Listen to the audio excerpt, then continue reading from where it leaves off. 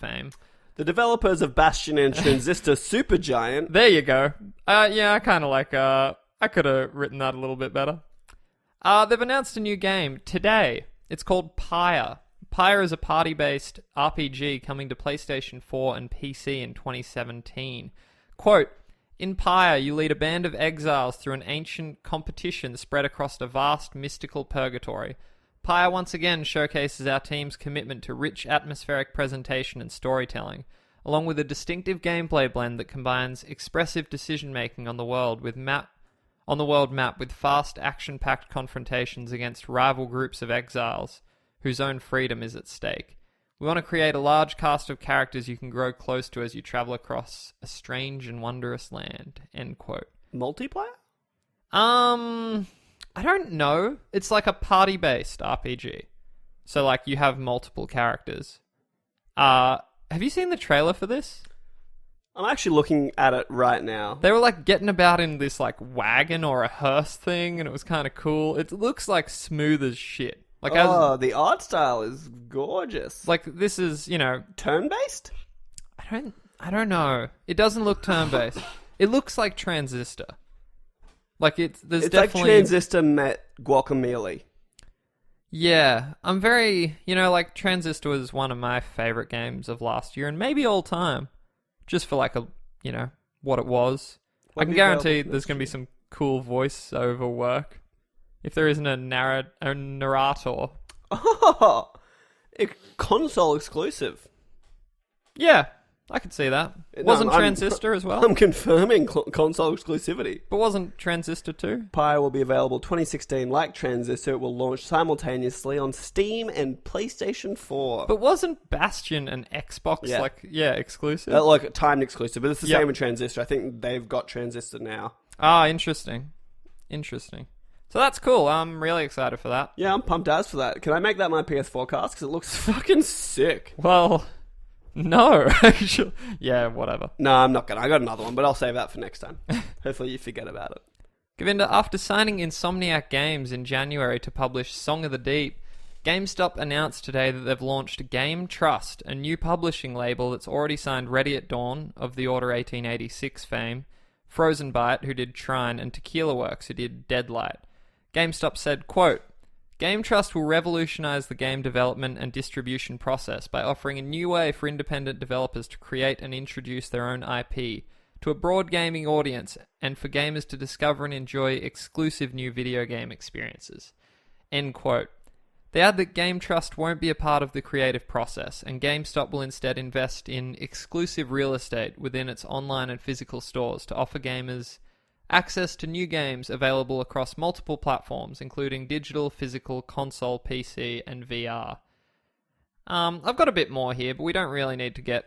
They do go on to say that every property Game Trust has signed so far is a smaller scale game, with development budgets of up to $15 million.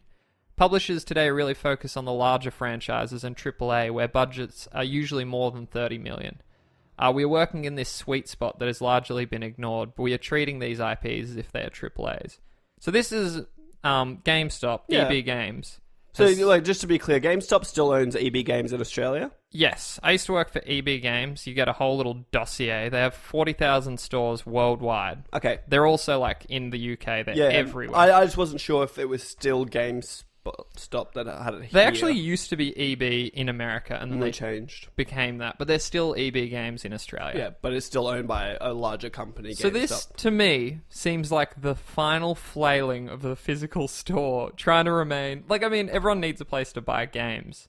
Or at least your parents do, when they need to get you a Christmas present. Mm-hmm. They need to have a store to go to. But now, like, if EB Games, GameStop, is making games, that makes them a lot more... Well, yeah, like, it makes them a lot more relevant. Yeah, that's exactly what it feels like, is them just going like, we need to get ahead of this fuckfest before it gets to us. So they're trying to just... It looks like they're just dipping their toes in the water to be like, can we make this a viable option for us? It's interesting. People are going to cry foul when they finally release something, and it gets like front and center attention in these physical stores. Like, yeah, well, that's just what they've got to do, though. Yeah, that's it. Like, for them to survive, if they want to do it, they're going to have to push their own product, because that's... Like, let's be honest. Like, it's like saying you'd be upset going to an Apple store and you see an Apple Watch on the wall. Like, That's true. It's true. or like you're like, oh, they're pushing Beats on me. I'm like, yeah, well, it's because they own Beats. Yeah, like, what do you want? They've got other stuff in there. You can go look at it and touch it and shit. But they own Beats, so of course they're gonna push it. You better believe I'm gonna touch it. But the most interesting part of this whole thing, because I saw this morning. Yep. They've signed Tequila Works. Yes, I didn't know who that was. So really. Tequila Works is working on a game that you would have seen at the E3 before the PS4 launched, and a game called Rhyme, where you're a little boy with a sword and a cape, and it looked really stunning. But I don't think we ever covered it in the news. But recently, Sony revoked their dev kits, gave them their IP back, and told them to get fucked. Yeah, I actually remember that story, and I was thinking about including it, but then I was like, I don't really know who that is. Because from what I can tell, the trailer you saw at E3 was all CG, made to look like gameplay. Yeah. And Sony has just not seen anything from them since. Wow. That's crazy. So they've just been like... And then there was apparently... I don't know his name, but the main guy at Tequila Works is just a really shady character, and people were talking about him like he doesn't know what he's doing, he doesn't know how to make games. Oh, wow. And so it's just interesting to me that GameStop saw this happen and was like, we'll have him. We'll give you more money. Well, it's like and they've got the guys behind the Order 1886, like, which, you know, they made an incredible game, but they're almost like they got a lot of negative flack. It's almost like they're picking up it's like Mass Effect 2, where you're just like gathering a crew of the most motley developers in the galaxy. Well, apparently Ready at Dawn's working on 4 games. I hope it's a sequel. Well, I mean, you've got to assume one is, but Sony owns the IP, so they're not publishing that with GameStop. So it's got to be one of the other ones that they're making that'll be for GameStop. It seems like GameStop is going to go more, like, not indie, but not AAA, like this weird double A. Like where, I can't even think of the publisher that used to do this. Tell me the game. Tony Hawk's Underground. I have no idea. Oh, they went out of business. I can't. I'll try and remember, but it's off the top of my tongue. Not off the tip of my tongue. I'm fucked. It doesn't matter. I guess I don't really have any strong feelings on this one. It's, you know, more games. I'm alright with that. It's certainly like unheard of though. Yeah, because the game from Insomniac, Songs of the Deep, is it? Yes. It doesn't. Yes. It's not a AAA Insomniac game. No, they just got Ratchet and Clank out. Yep. They've done Sunset Overdrive. Was that Insomniac, or I think that was someone else. It's an Xbox thing. We don't need to cover it. I don't need to know that, actually. But it just looks like a side project Insomniac had. That's like I'm going to say like a borderline indie game, except they're getting published by a publisher, so I guess it's not indie, really. Yeah, yep. Middle of the road. That's all well and good. I might continue right along, if that's okay with you. I will allow it.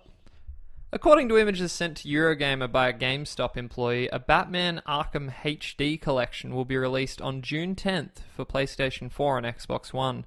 If the images are real, the collection includes visually enhanced versions of Batman Arkham Asylum and Batman Arkham City, complete with all DLC for both games. Batman Arkham Origins, however, isn't included, suggesting that Warner Bros. Just wanted to focus on Rocksteady's Batman titles.